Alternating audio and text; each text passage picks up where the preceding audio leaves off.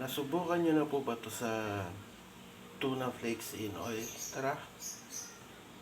Yan lang po ang ingredients natin. Paghahaluin lang natin sila. Yan po, nahiwa ko na. Lagyan lang natin ng konting asin itong kamatis para malasa siya. Salin na po natin lahat ng ingredients.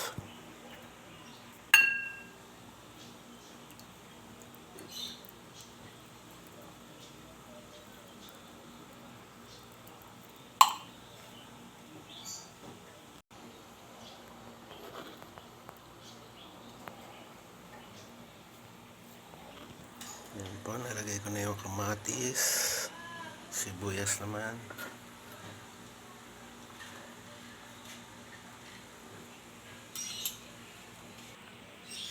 Yan, okay na po ang ating tuna in flakes and oil na may kamatis at sibuyas. Spicy po yan. Kung ayaw nyo po ng spicy, yung ordinary na lang po kunin nyo. Halu-haluin nyo lang po yan at pwede na po yan kainin. Tara, kain po tayo.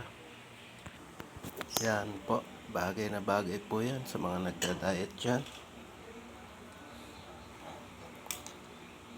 Tara, kain po tayo. Sarap po to. Tara po, kain na po.